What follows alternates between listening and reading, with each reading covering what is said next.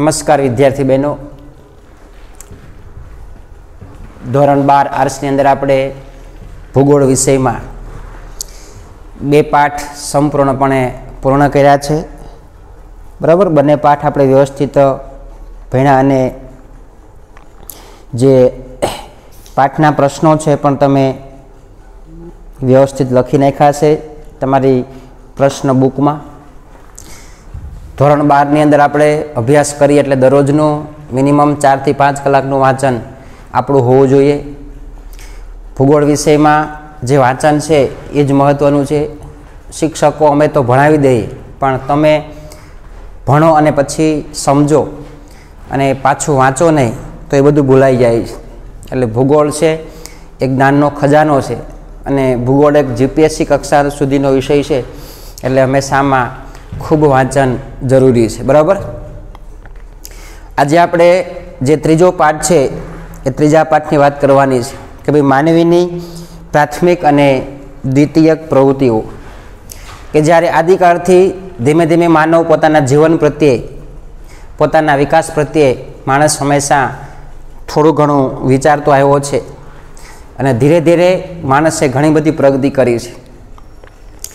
આપણે ખ્યાલ છે કે પ્રાચીન કાળની અંદર જે આદિમાનવ હતો એને પોતાના રહેઠાણનું ભાન નહોતું, પોતાના ખોરાકનું ભાન નહોતું, પોતાનો વિકાસ કેમ થાય એનો ખ્યાલ નહોતો. પણ જેમ જેમ સમય જતા, જેમ જેમ કાળ પસાર થયો એમ એમ માણસ થોડો વિચારતો ગયો અને પોતાનું રહેઠાણ, પોતાની આજીવિકા માટે, પોતાના ખોરાક વિશે એણે જે મળતું જ્ઞાન જે છે એ પોતે લઈ લીધું અને વ્યવસ્થિત રીતે માણસે ઘણો બધો વિકાસ કર્યો છે.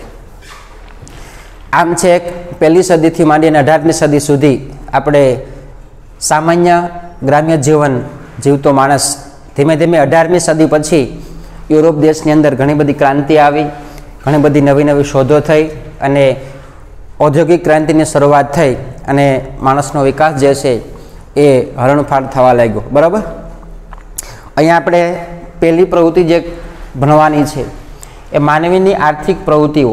આજે આપણે કુલ 5 કે 6 મુદ્દા વિશે જોવાનું છે. માનવીની આર્થિક પ્રવૃત્તિઓ, માનવીની આર્થિક પ્રવૃત્તિના પ્રકારમાં પ્રાથમિક, દ્વિતીય, તૃતીય, ચતુર્થ અને પંચમ, આ 5 પ્રકારની આર્થિક પ્રવૃત્તિઓ. પછી આવશે પ્રાથમિક પ્રવૃત્તિઓ, બરાબર, અને પછી આવશે શિકાર અને સંગ્રાહક પ્રવૃત્તિ, પશુપાલન અને અસ્થાયી પશુપાલન. બરાબર, આ 6 મુદ્દા આપણે વ્યવસ્થિત ભણવાના છે. આ મુદ્દાને આપણે વ્યવસ્થિત સમજવાનો છે. તો આપણે પહેલો મુદ્દો જોઈએ, માનવીની આર્થિક પ્રવૃત્તિઓ. ખાસ યાદ રાખજો, આર્થિક એટલે પૈસાકીય બાબત. માણસ જે પોતે જીવન જીવવા માટે કમાણી કરે છે, જે અર્થની દ્રષ્ટિએ માણસ વિચારે છે, પછી ભલે ખેતી કરે, ભલે પશુપાલન કરે, ભલે વ્યવસાય કરે, પણ આર્થિક રીતે સદ્ધર કેમ થવું એવી જે પ્રવૃત્તિઓ કરે એને કેવી પ્રવૃત્તિ કહેવાય? તો કે આર્થિક પ્રવૃત્તિઓ કહેવાય. આપણે ખ્યાલ છે કે જ્યારે પ્રાચીન કાળમાં માણસ પાસે કોઈ આવક નહોતી કે કોઈ આવકનું સાધન નહોતું, તો એ સમયે માણસ પોતે શિકાર કરી પશુઓનું કાચું માંસ ખાતો અને જીવન જીવતો. નહોતું એને કોઈ કપડાનું ભાન, નહોતું એને કોઈ રહેવાનું ભાન. બરાબર, અને આપણે ખ્યાલ છે કે મોટા મોટા જે વૃક્ષના પાંદડા હતા એ પાંદડાના વલ્કલના વસ્ત્રો બનાવતા. બરાબર, પશુઓને મારીને શિકાર કરી અને ખોરાક તરીકે ઉપયોગ કરતા. ધીમે ધીમે માણસમાં થોડુંક જ્ઞાન આવ્યું, માણસ થોડોક વિચારવા લાગ્યો અને પોતે આર્થિક સદ્ધરતા, પૈસા કેમ કમાવા એ બાબતમાં પોતે મગજ દોડાવ્યું. તો આર્થિક રીતે ઘણું બધું માનવ જીવન જે છે એ સદ્ધર બની ગયું છે. તો આમ આપણે આજે આ પહેલો મુદ્દો જે છે એ જોવાનો છે, આર્થિક પ્રવૃત્તિઓ. બરાબર, તો હવે આપણે આગળ જોઈએ. હવે તમારા બધાની પાસે ટેક્સ્ટ બુક હોવી જોઈએ અને ટેક્સ્ટ બુકમાં આપણે એક એક લીટી જે છે, એક એક જે વાક્ય જે છે એ જોતા જઈએ અને સમજતા જઈએ.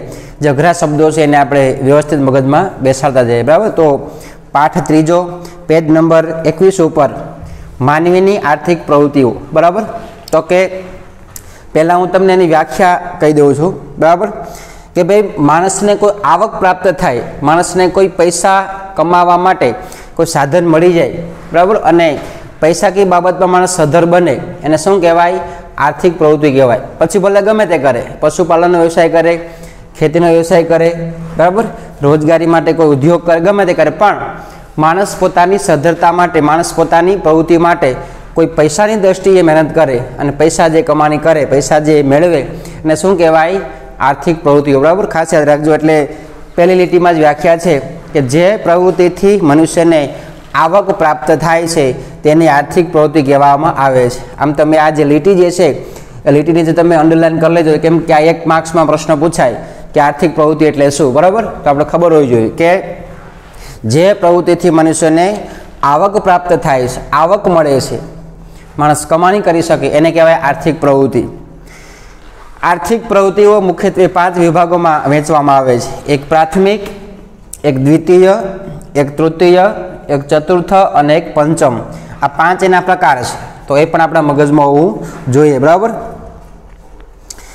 પ્રાથમિક પ્રવૃત્તિઓ પ્રત્યક્ષ રીતે પર્યાવરણ ઉપર નિર્ભર છે. અને આમ જે પ્રાથમિક પ્રવૃત્તિઓ છે, પશુપાલન, શિકાર, ખેતી, એ કોના પર આભારી છે? તો કે પર્યાવરણ ઉપર, બરાબર? જો જંગલ ન હોય તો માણસને શિકાર મળતો નથી, જો જમીન ન હોય તો માણસને ખેતી મળતી નથી. આમ પ્રાથમિક પ્રવૃત્તિઓ એ માણસને જે પર્યાવરણ છે, જે પ્રકૃતિ છે, એના પર આભારી છે, બરાબર? જો પ્રકૃતિ ન હોય તો માણસ કોઈ જમીનમાં, પશુપાલનમાં ખેતી કરી શકતો નથી. ખાસ યાદ રાખજો. કારણ કે તે ભૌતિક સંસાધન જેવા કે ભૂમિ, જળ, વનસ્પતિ, બાંધકામ, નિર્માણની સામગ્રી અને ખનિજોના ઉપયોગથી થાય છે, બરાબર? ભૌતિક સંસાધન એટલે સામાન્ય રીતે મળતું એક સંસાધન, કાચો માલ. જમીન હોય તો એમાંથી આપણે ધૂળ મળે, પથ્થર મળે. તો પથ્થર જે છે મકાન બનાવવાનું ઉપયોગી થાય છે. તો પથ્થર એ શું બન્યું? તો કે ભૌતિક સંસાધન, બરાબર? જે કુદરત તરફથી આપણે વસ્તુ મળે છે અને એનો આપણે ઉપયોગ કરી શકીએ, એમાં આપણે કંઈક બનાવી શકીએ માણસ પોતાની બુદ્ધિ કક્ષા પ્રમાણે, તો એને કહેવાય સંસાધન. યાદ રાખજો, બરાબર? તમે 11th ધોરણમાં ભણી ગયા છે સંસાધન કોને કહેવાય તે, ખાસ યાદ રાખજો. એટલે જે આપણા ભૌતિક સંસાધન મળેલા છે, જે ભૌતિક રીતે, બરાબર, જે આપણી સુવિધા માટે, ભૌતિક સુવિધા એટલે રહેઠાણની સુવિધા, બરાબર, ખોરાકની સુવિધા, કમાણીની સુવિધા, એને શું કહેવાય? ભૌતિક સુવિધા. તો ભૌતિક સંસાધન એટલે જે આપણે સામાન્ય રીતે કુદરત તરફથી જે આવકનું સાધન મળે છે, જે કાચો માલ મળે છે, બરાબર, પથ્થર, રેતી, ધૂળ, માટી વગેરે, એ આપણે બાંધકામ ઉપયોગમાં લઈ શકીએ, બરાબર? પાણી પણ મળે છે, વનસ્પતિ મળે છે. તો આ બધા માણસની આર્થિક પ્રવૃત્તિ માટે જવાબદાર પરિબળો છે અને એનાથી માણસ આવક પ્રાપ્ત કરી શકે છે, બરાબર? અને ખનિજોના ઉપયોગથી થાય છે. શિકાર, ખોરાક એકઠો કરવો, પશુપાલન, મત્સ્યન, જંગલોમાં લાકડા કાપવા, ખેતી અને ખનન એટલે ખોદકામ કરવું વગેરે પ્રાથમિક પ્રવૃત્તિઓ છે. યાદ રાખજો, બરાબર? શિકાર કરવો, ખોરાક મેળવવો, ખોરાક બનાવવો, ખેતી કરવી, મત્સ્યન એટલે કે માછીમારી કરવી, ખનન ખોદકામ કરવું, બરાબર, જંગલોમાં લાકડા કાપવા, આ બધી પ્રવૃત્તિઓ માણસની પ્રાથમિક પ્રવૃત્તિ છે, સામાન્ય પ્રવૃત્તિ છે, બધા કરતા હોય છે. પ્રાચીન કાળમાં માનવી ભટકતું જીવન ગાળતો હતો. આદિમાનવ જંગલમાંથી ફળો, પાંદડા, કંદમૂળ એટલે જે વનસ્પતિના મૂળિયા હોય એને શું કહેવાય? કંદમૂળ, બરાબર, કે જે ખોરાક માટે ઉપયોગમાં લેતા એને કંદમૂળ કહેશું. કંદમૂળ, પશુઓનો શિકાર અને માછીમારી દ્વારા ખોરાક મેળવતો હતો, બરાબર. કાં તો જંગલમાં જાય, જંગલમાંથી ફળ લાવીને ખાય, અથવા તો જે જંગલમાં જે વૃક્ષો હોય એ વૃક્ષો પડી ગયા હોય એના મૂળિયા કાઢીને ખાય, બરાબર. કાં તો શિકાર કરતો, કાં તો માછીમારી કરતો. આમ એ સમયે પ્રાચીન કાળમાં માણસ આ રીતે ખોરાક મેળવતો, બરાબર. ખોરાક માટે એને આટલા સાધન મળતા. શરીર ઢાંકવા માટે તેની પાસે વસ્ત્રો ન હતા. સમય જતાં તેનામાં સમજણ શક્તિ વધતા પશુઓનું મહત્વ સમજતો થયો અને ધીમે ધીમે શરીર ઉઘાડા હતા, કોઈ કપડાં પહેરતા નહીં. પછી ધીમે ધીમે ખબર પડી કે ભાઈ આપણે ખરેખર શરીર ઢાંકવા જોઈએ, કેમ કે અલગ અલગ ઋતુ ચેન્જ થાય, શિયાળો આવે, ચોમાસું આવે, ઉનાળો આવે, તો એમાં એ પ્રમાણે શરીરને વસ્ત્રો મળવા જોઈએ. આ માણસમાં થોડીક સમજણ શક્તિ આવી એટલે પશુઓનું ચામડું, બરાબર, એ આપણે ઉપયોગમાં આવે એવી એને થોડોક ખ્યાલ આવ્યો. પછી પશુ વિશે થોડીક સમજતી, પશુ વિશે સમજણ એનામાં આવવા લાગી, બરાબર. અને પશુપાલનની પ્રવૃત્તિનો આરંભ થયો અને ધીમે ધીમે માણસે પશુઓને પાળવાની પ્રવૃત્તિ શરૂ કરી. ગાય, ભેંસ, બરાબર, જેથી કરીને દૂધ પણ મળે અને ચામડામાંથી વસ્તુ પણ મળી રહે, બરાબર. પછીથી પશુઓના ઉપયોગથી ખેતીકામની શરૂઆત કરી. ધીમે ધીમે જે અમુક બળદ જે છે એનાથી, બરાબર, ખેતીકામની શરૂઆત થઈ એટલે પશુપાલન કરવાની ધગશ જાગી, પશુપાલનથી ખેતી પણ થઈ શકે. તે પછીથી અસ્થાયી ખેતીકામથી સ્થાયી ખેતી પ્રવૃત્તિની શરૂઆત થઈ। અસ્થાયી એટલે અલગ અલગ જગ્યાએ, બરાબર, મોસમ પ્રમાણે અમુક વિસ્તારમાં આ ઋતુમાં ખેતી કરે, પછી ત્યાં પાણી ખલાસ થાય, બીજા વિસ્તારમાં જાય, આમ જે વિસ્તાર બદલાવે ખેતી માટે એને કેવી ખેતી કહેવાય? અસ્થાયી ખેતી। અને સ્થાયી એટલે તો કે આખા વર્ષમાં એક જગ્યાએ બેસીને એક જગ્યાએ રહીને ખેતી કરે, એને કેવી ખેતી કહેવાય? સ્થાયી ખેતી। યાદ રાખજો, બરાબર, એટલે બે શબ્દ તમારા મગજમાં હોવા જોઈએ, સ્થાયી અને અસ્થાયી। તેનાથી ગ્રામીણ જીવનનો આરંભ થયો અને ધીમે ધીમે સ્થાયી ખેતી શરૂઆત કરી, એકને એક જગ્યાએ ખેતીની શરૂઆત કરી એટલે ધીમે ધીમે ગામડાની શરૂઆત થઈ, ગામડા બનવા લાગ્યા, બરાબર।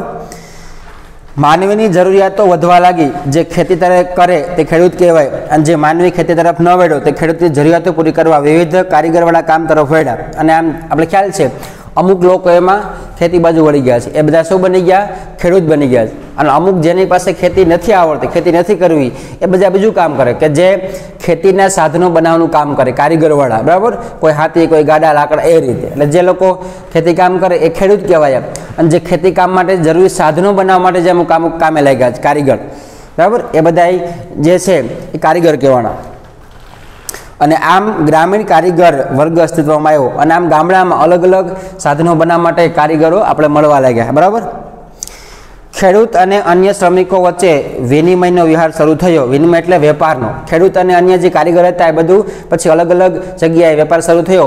ખેડૂત જે છે પોતાનો માલ વેપારીને વેચે, વેપારી વેપાર કરે, અને જે કારીગર છે ખેડૂતને અમુક સાધનો વેચે। આમ ખેડૂત અને જે બીજો કારીગર વર્ગ હતો, જે વેપાર વર્ગ હતો, એની વચ્ચે વિનિમય, વેપાર, વિનિમય એટલે શું થાય? વેપાર, વેપારની શરૂઆત થઈ, બરાબર। પછીથી ગામડાના કદ અને આકારમાં પરિવર્તન આવ્યું અને ધીમે ધીમે ગામડા પણ મોટા થવા લાગ્યા। ગામડામાં પણ વેપારની શરૂઆત થઈ, ગામડામાં કારીગરો બનવા લાગ્યા, એટલે ગામડાનો વ્યાપ વધવા લાગ્યો, લોકો રોજગારી માટે ગામડામાં આવવા લાગ્યા। તે સાથે ગામડાના લોકોની પ્રવૃત્તિનો વિસ્તાર વધવા પામ્યો, અને આમ જે ગામડામાં લોકો પ્રવૃત્તિ કરતા, ખેતી કરતા, ખેતીમાં થોડોક વિકાસ થાય, કારીગર બને તો કારીગરી બનીને, બરાબર, અમુક સાધનો બનાવીને ગામડામાં વેચે। આમ ધીમે ધીમે ગામડામાં જે કારીગર વર્ગ અસ્તિત્વમાં આવ્યો એનાથી ગામડાનો વિકાસ થવા લાગ્યો, ગામડા જે છે વિસ્તારમાં વધવા લાગ્યા, ગામડા પછી મોટા થવા લાગ્યા। 18મી સદીમાં યુરોપમાં ઔદ્યોગિક ક્રાંતિ થઈ, અને યુરોપ ખંડમાં આપણે ખ્યાલ છે કે ઘણા બધા વૈજ્ઞાનિકો બની ગયા, એટલે ધીમે ધીમે ઉદ્યોગોની શરૂઆત થઈ। 18મી સદી એ ઔદ્યોગિક ક્રાંતિની શરૂઆત છે। તમે 10મા સમાજમાં ભણી ગયા હશો, બરાબર, તમને પણ ખ્યાલ છે, અને 9મા પણ તમે ભણી ગયા હશો કે જે ઔદ્યોગિક ક્રાંતિ એટલે કે નવા નવા ઉદ્યોગોની શરૂઆત થઈ। પહેલાંના સમયમાં માણસ હાથે કાપડ વણતો, ધીમે ધીમે પછી કાપડના મશીનો કે ચરખા બનાવ્યા, મિલો બનાવ્યા, અને માણસ એ કાપડ મિલમાં બનાવવા લાગ્યો। આમ 18મી સદીમાં આ બધા સંસાધનોની કે કારખાનાની શરૂઆત થઈ, બરાબર, એને કહેવાય ઔદ્યોગિક ક્રાંતિ। આ ક્રાંતિની અસર કૃષિ એટલે કે ખેતી, શિક્ષણ, સ્વાસ્થ્ય, પરિવહન એટલે વાહન વ્યવહાર, સંદેશા વ્યવહાર એટલે કે ટીવી, રેડિયો, ટેલિફોન જેવા વ્યવહારો, અને વ્યાપાર પર થઈ। હવે 18મી સદીમાં થોડીક ઔદ્યોગિક ક્રાંતિ થઈ એટલે ઘણા બધા નવા નવા સાધનોની શોધ થઈ, એટલે ખેતીમાં ઘણા નવા સાધનો આવ્યા, વેપારમાં નવા સાધનો આવ્યા, પરિવહન માટે અમુક સાધનો અસ્તિત્વમાં આવ્યા, બરાબર, અને આમ સંદેશ વ્યવહારમાં પણ અમુક રેડિયો, ટીવી જેવા અસ્તિત્વમાં સાધનો આવ્યા, ટેલિફોનની શરૂઆત થઈ। આમ 18મી સદીમાં લોકોના ઉજ્જવળ ભવિષ્ય માટે ઘણી બધી ક્રાંતિ આવી અને ઘણા બધા સાધનોની શોધ થઈ, બરાબર, જેથી કરીને જે માણસનો જે વિકાસ હતો ધીમે ધીમે હવે શરૂઆત થવા લાગી। યુરોપની પ્રજા સમગ્ર વિશ્વમાં છવાઈ ગઈ, અને આમ યુરોપી પ્રજા અલગ અલગ જે વિશ્વના દેશો છે એમાં રાજ કરવા માટે જતી રહી, અને આખા વિશ્વમાં યુરોપી પ્રજા છવાઈ જાય છે। બીજા ભૂમિખંડોના કુદરતી સંસાધનો લાભ યુરોપને મળ્યો, અને આમ ઘણા બધા જે બીજા ભૂમિખંડો હતા, બરાબર, પર્વતો, જંગલો, એમાંથી અમુક જે વસ્તુ મેળવીને જે યુરોપની પ્રજા હતી એમાંથી કમાણી કરવા લાગી। એટલે ખરેખર યુરોપની પ્રજા જે છે બુદ્ધિશાળી, સૌથી વધારે બુદ્ધિશાળી એ, અને અલગ અલગ વિસ્તારમાં જાય એમાંથી આવકે મેળવવા લાગ્યા, જેથી વિકાસશીલ યુરોપ ખંડ વધુ વિકસિત બની ગયો। અને આમ જે વિકાસશીલ યુરોપ ખંડ હતો એ વધારે વિકસિત બની ગયો, કેમ કે જે ખંડની પ્રજા થોડીક હોશિયાર, જે ખંડની પ્રજા થોડીક વધારે આમ ઉત્સાહિત, તો એ દેશ હંમેશા વિકાસશીલ બની જતો હોય અને વિકસિત થતો હોય, બરાબર। આ જ સમયગાળામાં સંસ્થાનવાદી શોષણને કારણે એશિયા તથા આફ્રિકાના દેશો અલ્પ વિકસિત સ્થિતિમાં મુકાયા, અને આમ હવે એશિયા અને આફ્રિકાના જે દેશો હતા એમાં ત્યાંની જે પ્રજા જે છે થોડીક આમ નબળી, એમ બરાબર, થોડીક અલ્પ વિકસિત, એટલે યુરોપ ખંડના જે લોકો હતા એ આવા આફ્રિકા અને એશિયા ખંડમાં જે અલગ અલગ દેશોમાં જતા રહ્યા, એટલે જે ત્યાંના સંસ્થાયી લોકો હતા, ત્યાંના જે સ્થાયી લોકો હતા એ થોડાક પ્રમાણમાં નબળા રહી ગયા। આપણે ખ્યાલ છે કે ભારતમાં અંગ્રેજો આવ્યા ત્યારે આપણી જે પ્રજા હતી એ થોડીક અલ્પ વિકસિત હતી, બરાબર, બહુ વિકાસ નહોતો અને અંગ્રેજો આવ્યા ત્યારે પછી ખબર પડી કે ભાઈ ખરેખર પ્રદેશમાં આટલું ઓલું મળે છે, આવી ખેતી થઈ શકે, બરાબર, આવી કુદરતી સંસાધનો મળી શકે, જંગલમાંથી આવું કરી શકીએ. આમ યુરોપની પ્રજાએ સમગ્ર વિશ્વમાં એક વિચાર મૂક્યો, એક બુદ્ધિ આપી અને સમગ્ર વિશ્વનો ધીમે ધીમે વિકાસ થવા લાગ્યો. પણ એ પહેલાં સૌથી યુરોપ ખંડના જે લોકો જે છે એ થોડાક વધારે બુદ્ધિશાળી અને આખા વિશ્વમાં વેપાર માટે છવાઈ ગયા અને જે તે ભૂમિખંડો હતા, બરાબર, ત્યાંથી જે કંઈ મળતું એ લઈ લેતા અને પોતાનો દેશને હંમેશા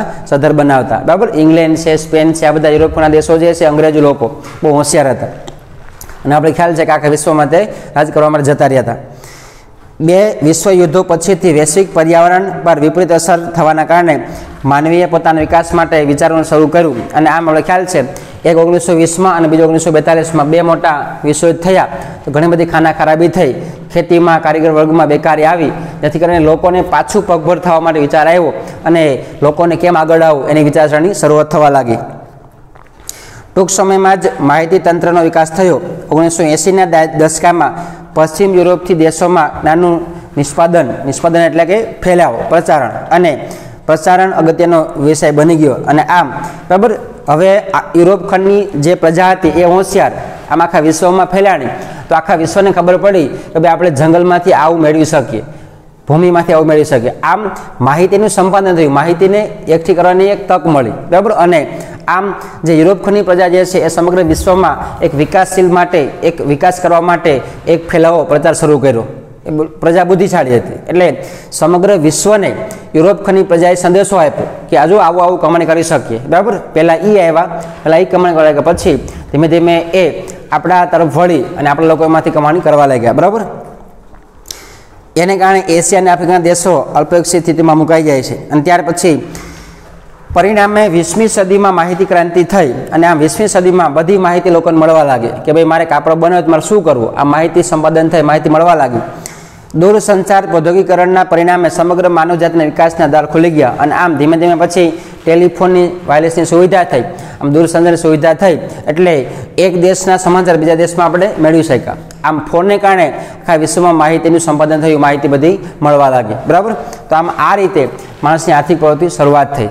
આપણે ખ્યાલ છે કે પહેલાંના સમયમાં માણસને બહુ ખબર નહોતી પણ ધીમે ધીમે માણસ જે છે એ વિચારતો ગયો અને ખેતી, પશુપાલન, શિકાર કરીને એમાંથી ઘણું બધું મેળવતો ગયો, બરાબર. આમ જેમ જેમ સમયગાળો પસાર થયો એમ માણસ પોતાના જીવન માટે વિચારતો થયો અને કેમ આગળ વધી શકાય એના માટે માણસ પોતે વિચારતો થયો અને આવી બધી ઔદ્યોગિક ક્રાંતિ આવી અને ખાસ યુરોપ ખંડની પ્રજા જે છે એ હોશિયાર, એણે આપણે આખા વિશ્વને ખૂબ માહિતી કે જ્ઞાન આપ્યું છે, બરાબર. તો આ જોઈએ આપણે માનવીની આર્થિક પ્રવૃત્તિઓ. આર્થિક પ્રવૃત્તિઓમાં ખાસ એક શિકાર, જંગલી પેદાશો, બરાબર, ખનન અને મત્સ્યન, આ 3-4 પ્રવૃત્તિ આવે છે.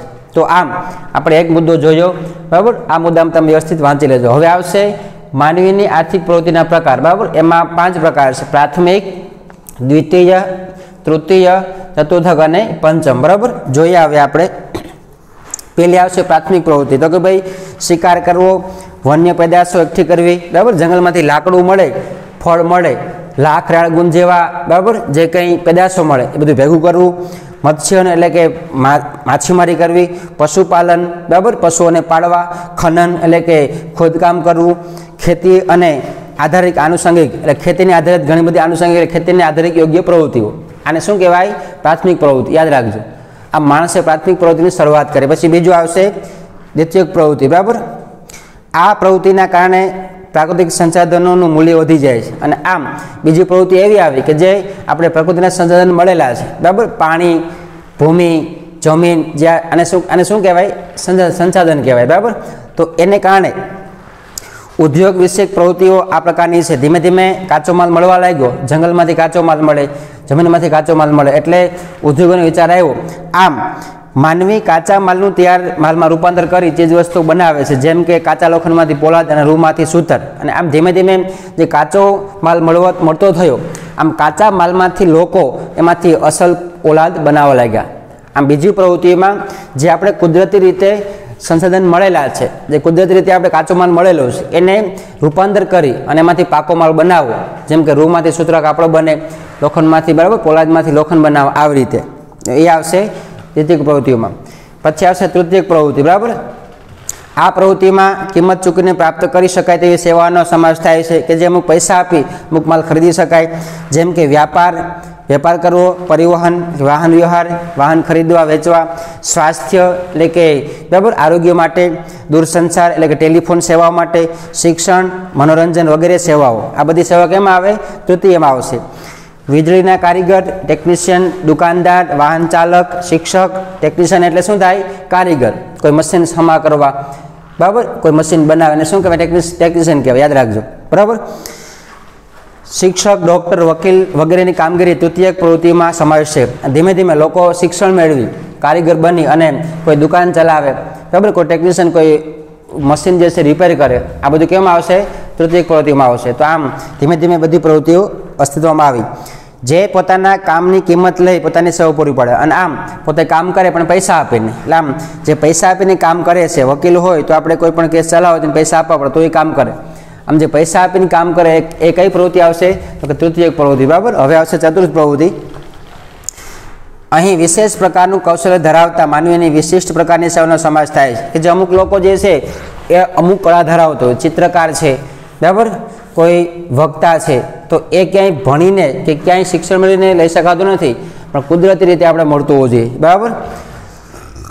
જેમ કે વિશિષ્ટ જ્ઞાન આધારિત ઉદ્યોગો, સંશોધન, વિકાસલક્ષી સેવાઓ, ઉચ્ચ સ્તરની રાજકીય વહીવટ સેવાઓ, બરાબર. આપણે ખ્યાલ છે અમુક માણસો બુદ્ધિશાળી છે, બુદ્ધિને કારણે અમુક ઉદ્યોગો અસ્તિત્વમાં આવ્યા. ઉદ્યોગો માટે મશીન બનાવવા તો પહેલાં કોઈ માહિતી નહોતી તો માણસો બુદ્ધિ લગાડી મશીન બનાવવા લાગ્યા. આમ ઉદ્યોગોમાં ક્રાંતિ આવી. સંશોધન, અલગ અલગ સંશોધન કર્યા, બરાબર. ખેતીની કોઈ જાત હોય તો ખેતીની જાતમાં સંશોધન કરી વધારે ઉત્પાદન મેળવવું. આમ ઉદ્યોગો, સંશોધન, વિકાસલક્ષી સેવાઓ, બરાબર, રસ્તાઓ બનાવવા, વાહન વ્યવહાર ખરીદવા, આમ વિકાસ થાય એવી સેવાઓ કરવી, ઉચ્ચ સ્તરની રાજકીય વહીવટ સેવાઓ. અને આમ ધીમે ધીમે અમુક લોકો રાજકારણમાં પ્રવેશા, રાજકીય સેવાઓ પણ પૂરી પાડવા લાગ્યા. માહિતીનું ઉત્પાદન અને વિશ્લેષણ, પ્રસાધક, દૂરસંચાર વગેરે સેવાઓ. આમ કોઈ પણ માહિતીનું ઉત્પાદન કઈ રીતે થઈ શકે, માહિતી ક્યાંથી મેળવી શકે એ પણ જાણવા લાગ્યો, બરાબર. દૂરસંચાર એટલે કે ટેલિફોન માટે કેવી વ્યવસ્થા કરવી, આ બધી માહિતી ચતુર્થ પ્રવૃત્તિમાં આવી શકે. માણસ ધીમે ધીમે કરવા લાગ્યો. પછી આવશે પંચમ પ્રવૃત્તિઓ કે જુદા જુદા ક્ષેત્રના વિશિષ્ટ કક્ષાના નિષ્ણાંતોની સેવાઓ, બરાબર. અલગ અલગ જે નિષ્ણાંતો છે, દાખલા ડૉક્ટર છે, વકીલ છે, શિક્ષકો છે, એની પાસે સેવા લેવાની. વહીવટી નિર્ધારકોની સેવાઓ, બરાબર. અને વહીવટમાં અમુક કુશળ લોકો, વહીવટમાં અમુક હોશિયારો, એની પાસેથી આપણે કામ કઢાવવું. ભિન્ન ભિન્ન ક્ષેત્રના કુશળ સલાહકારની સેવાઓ, અલગ અલગ ક્ષેત્રમાં અલગ અલગ જે કુશળ સલાહકારો હોય. દાખલા તરીકે કોઈ વાહન વ્યવહારમાં અમુક જે કારીગરો હોય, બરાબર, તેમાં પણ એક મેનેજર હોય છે, તેને બધી ખબર હોય, યાદ રાખજો. કોઈ કંપની હોય તેમાં પણ મેનેજર હોય છે, એને બધી ખબર હોય, બધું આવડતું હોય. આમ જે અલગ અલગ વ્યવહારોમાં જે કુશળ લોકો હતા એની પાસેથી સેવાઓ મેળવવી એ કેમ આવશે? પંચમ પ્રવૃત્તિમાં. અને નવી નીતિઓના નિધાક દ્વારા અપાતી સેવાઓ પંચમ પ્રવૃત્તિમાં સમાવેશ છે. અને આમ જે સરકારી કાયદા આવે, જે નવી નીતિ આવે એ પ્રમાણે જે લોકો કામ કરે એ કેમ આવશે? પંચમ પ્રવૃત્તિમાં. તો આવી રીતે 5 પ્રકારે આપણે ખ્યાલ છે કે માણસની આર્થિક પ્રવૃત્તિ કરી શકે. ટૂંકમાં આવક મેળવવા માટે, પૈસા કમાવા માટે માણસ 5 પ્રકારની પ્રવૃત્તિ કરી શકે, બરાબર. પહેલામાં પ્રાથમિક તો કે જે પશુપાલન, મત્સ્ય, બરાબર. દ્વિતીયની અંદર તો કે ખેતી, એ બરાબર. આમ 5 પ્રકારે પંચમ પ્રવૃત્તિઓ જે કરી માણસ આવક મેળવી શકે. મૂળ મુદ્દો કયો છે? કે માનવીની આર્થિક પ્રવૃત્તિના પ્રકાર, બરાબર. પૈસામાં સદ્ધરતા બનાવવા માટે, પૈસા મેળવવા માટે માણસ આ રીતે 5 પ્રકારની સેવાઓ કરી શકે. હવે આવશે પ્રાથમિક પ્રવૃત્તિઓ, બરાબર. માનવી દ્વારા કરવામાં આવતી આ 5 પ્રકારની પ્રવૃત્તિઓ એકબીજા સાથે જોડાયેલી છે તથા તેમની સીમાઓ પણ એકબીજામાં ભળેલી છે. અને આમ જે 5 પ્રકારની સેવાઓ જે છે એ માણસ અંદરો અંદર એક સમાવેશ છે. કોઈ માણસ જે છે ખેડૂત હોય તો ખેડૂત ખેતી પણ કરે, અને ખેડૂત જે છે કારીગરને પણ પૈસા આપે, કારીગર પણ એમાં અસ્તિત્વમાં આવે. આમ બધી પ્રવૃત્તિ એકબીજામાં સમાવિષ્ટ છે, બરાબર. આ 5 પ્રકારની માનવીની આર્થિક પ્રવૃત્તિના કારણે જ્ઞાન આધારિત ઉદ્યોગોનો વિકાસ થયો. અને આમ આ 5 પ્રકારની પ્રવૃત્તિ થઈ એટલે માણસોને જ્ઞાન મળવા લાગ્યું, અને જ્ઞાન મળ્યું એને કારણે એમાં, બરાબર, ઘણા બધા સુધારા થયા અને ઉદ્યોગ અસ્તિત્વમાં આવ્યા. હવે જો તમને એક દાખલો આપું, સારો ખેડૂત હોય, એ ખેડૂત ધીમે ધીમે ખેતી કરતો હોય, પણ ખેતીમાં, બરાબર, જો થોડોક સુધારો લાવે તો આવક વધારે થાય. આવક વધારે થાય તો એ માલ ક્યાં મળે? ઉદ્યોગોને મળે, તો ઉદ્યોગ અસ્તિત્વમાં આવે. આમ ધીમે ધીમે માણસોના વિકાસ માટે પગલું ભરવા લાગ્યો, બરાબર. અને વિશ્વને એક નાનું ગામ બનાવી દીધું, અને આખું વિશ્વ અંદરો અંદર સંપર્કમાં આવ્યું, અને વિશ્વ એક ગામ બની ગયો હોય એવો બધો વ્યવહાર શરૂ થવા લાગ્યો. પહેલાં શું હતું?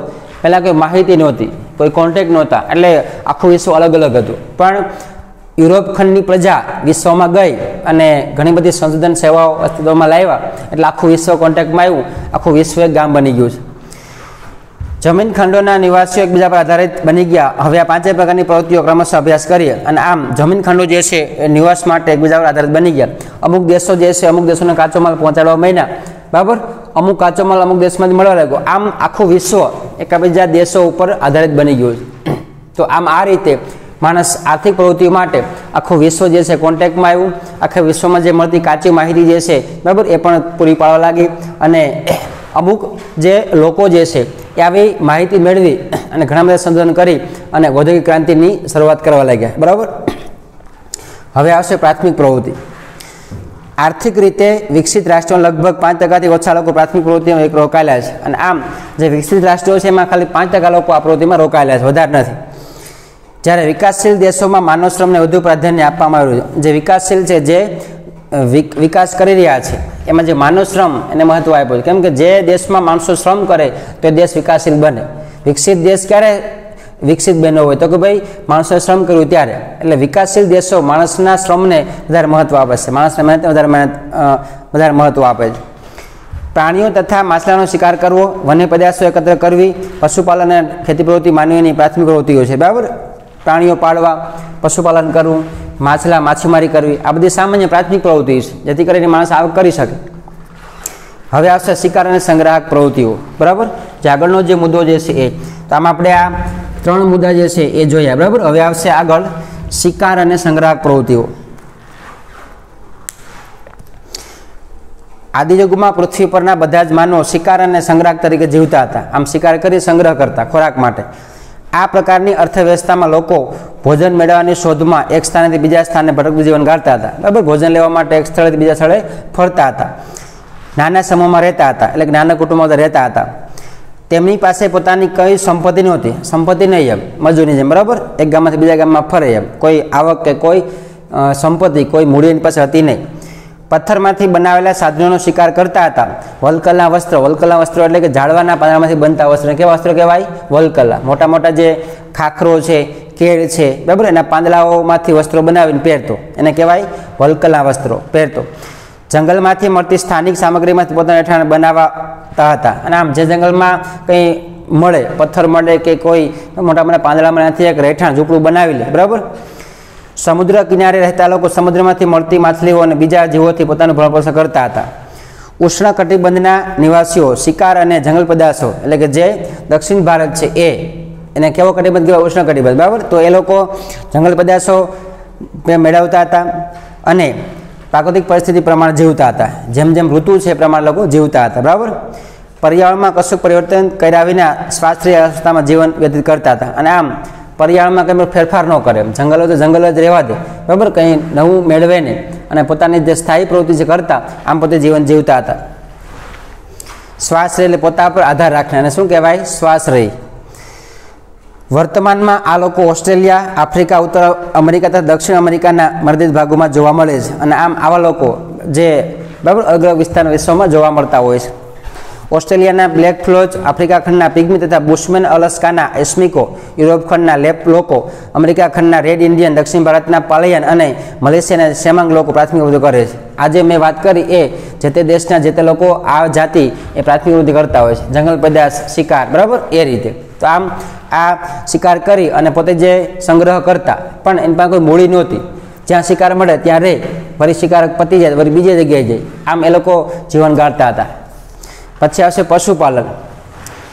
પ્રાથમિક પ્રવૃત્તિઓમાં પશુપાલનનું કાર્ય મહત્વનું રહ્યું છે. આજે પણ ઘાસના મેદાનોમાં વસતા લોકો ગાય, ભેંસ, બળદ, ઘોડા, ટુંડ પ્રદેશના લોકો રેન્ડિયર, બરાબર, રણ પ્રદેશના લોકો ઊંટ, ઘેટા, બકરા, પર્વતીય પ્રદેશના લોકો લામા અને યાક પ્રાણીને પાળે છે. કેમ કે જે પ્રાણીઓ પાળે, જે જમીન, જેવો ભૂમિભાગ એ પ્રમાણે બધા લોકો પ્રાણીને પાળે છે અને એમાંથી આવક મેળવે છે, બરાબર. સપાટ મેદાન હોય તો ઊંટ, ગાય, ભેંસ એવા.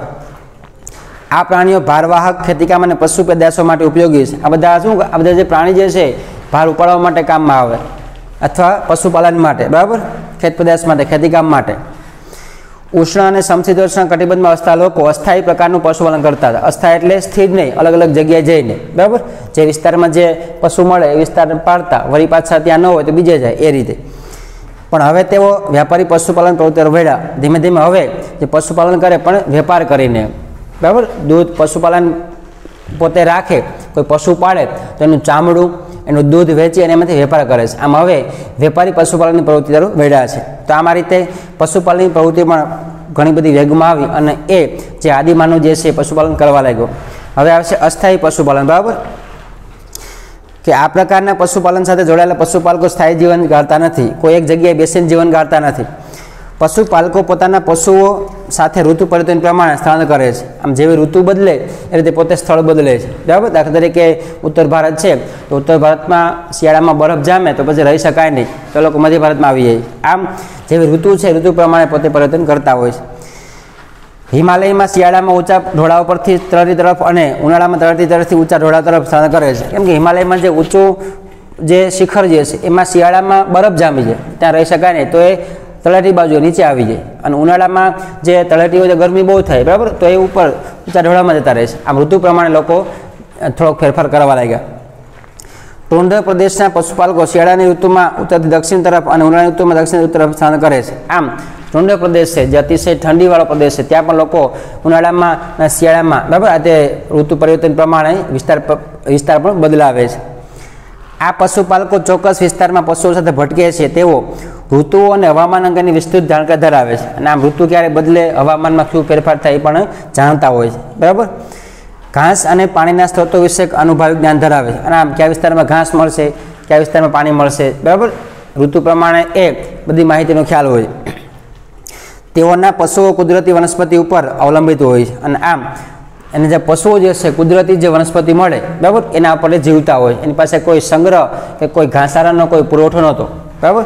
જ્યાં જે વિસ્તારમાં જે ઘાસ કે મળતું હોય એ વિસ્તારમાં જાય, ઋતુ પ્રમાણે હવામાન ક્યારે બદલે, કઈ ઋતુ ક્યારે ચેન્જ થાય એનું માહિતી જ્ઞાન ધરાવતા હોય અને એ પ્રમાણે તે જીવતા હોય છે. અલ્પ વરસાદવાળા વિસ્તારના પશુપાલકો ઘેટા બકરા પાળે છે. જ્યાં ઓછો વરસાદ હોય, બરાબર, તો ઘેટા બકરાને થોડુંક ઘાસચારો ઓછો જોઈએ એટલે એ પાળે છે. અસ્થાયી પશુપાલકો ઘેટા બકરા, ઊંટ, ગાય, બળદ, ઘોડા અને ખંચર વગેરે પાણીનું પાલન કરે છે. અને જે સ્થળાંતર કરવું પડે જે વિસ્તારનું, તો એ લોકો ઘેટા બકરા, ઊંટ, ગાય એવું પાળે છે, બરાબર. આ પ્રકારનું પશુપાલન વિકાસશીલ દેશોમાં થાય છે અને આમ જે વિકાસશીલ દેશો છે, જે દેશો વિકાસ કરી રહ્યા છે એમાં આ પશુપાલન પાળતા હોય છે. આ પશુપાલકો પોતાના પશુઓ દ્વારા દૂધ, માંસ, ઊન અને ચામડું વગેરે પશુ પેદાશો મેળવી પોતાનું જીવન નિર્વાહ કરે છે. આ પ્રકારનું પશુપાલન પારિસ્થિતિક તંત્રને અનુરૂપ પારિસ્થિતિક અને સાંસ્કૃતિક અનુકૂલન સ્વરૂપ છે અને આમ આ પ્રકારનું જે પશુપાલન જે છે એ પરિસ્થિતિ પ્રમાણે અને પોતાને આનુષંગિક, પોતાને, બરાબર, આધારિત જે કંઈ પશુપાલન કરે છે એના ઉપર પોતે જીવે છે. અહીં પશુપાલકો તથા તેઓના પાળેલા પ્રાણીઓ પર આશ્રિત અને એક સમુદાયના રૂપમાં રહે છે. આમ જે પશુપાલકો છે એ પશુ અને પશુપાલક પ્રત્યે એક ઝુંડમાં રહેતા હોય છે, એકબીજા પર આધારિત, બરાબર, એકબીજાના પ્રેમાળ ભાવથી રહેતા હોય છે. અસ્થાયી પશુપાલનના વિશ્વમાં 7 ક્ષેત્રો છે. અસ્થાયી એટલે કે સ્થળાંતર કરે, બરાબર, જે જાતિ જે વિસ્તારમાં રહેતી હોય પણ અમુક વિસ્તાર બદલાવો પડે એવા 7 વિસ્તાર છે. આર્કટિક પ્રદેશ, યુરોપિયનનો સ્ટેમ પ્રદેશ, દક્ષિણ પશ્ચિમ એશિયા, સહારાનું રણ, અરબસ્તાનનો રણ પ્રદેશ, આફ્રિકાના સવાના ઘાસના બીડ, ઇન્ડીઝ તેમજ એશિયાનો ઉચ્ચ પ્રદેશ. જોકે હવે આ પ્રકારના પશુપાલકોની સંખ્યામાં ક્રમશઃ ઘટાડો થઈ રહ્યો છે, બરાબર. તો આ જે 7 પ્રદેશ છે એ 7 પ્રદેશમાં 12 મહિને રહી શકાતું નથી, અમુક ઋતુ પ્રમાણે પ્રદેશમાં જઈ શકાય છે. તો આમ આ 7 પ્રદેશમાં અસ્થાયી પશુપાલન થઈ શકે છે, બરાબર. તો આમ આ રીતે ધીમે ધીમે માણસ જે છે પોતાની આર્થિક પ્રવૃત્તિ કરવા માટે, બરાબર, પશુપાલનનો વ્યવસાય અપનાવી અને ધીમે ધીમે કમાણી કરવા લાગ્યો, બરાબર. તો બસ આજે આપણે આ લેક્ચરની અંદર કુલ 6 મુદ્દા જોયા. તમે પણ એકાદ 2 વખત મુદ્દા વાંચી લેજો. પાઠ બહુ સહેલો છે, બરાબર. તમે 2 વખત વાંચશો તો આખા જે મુદ્દાઓ જે છે એ મગજમાં તમને બેસી જશે. હવે આપણે આગળના લેક્ચરમાં આગળનો જે મુદ્દો છે વ્યાપારિક પશુપાલન, ત્યાંથી આપણે આગળ વધશું, બરાબર. પણ જે આ 6 મુદ્દા ભણ્યા એ બધા મુદ્દા તમારે 2 વખત વાંચી લેવાના છે, મગજમાં બેસાડવાના છે. અને અમુક અઘરા શબ્દો છે પણ તમને મેં અર્થ કીધા છે, તમારા મગજમાં બેસી જશે, બરાબર. ઓકે, અસ્તુ.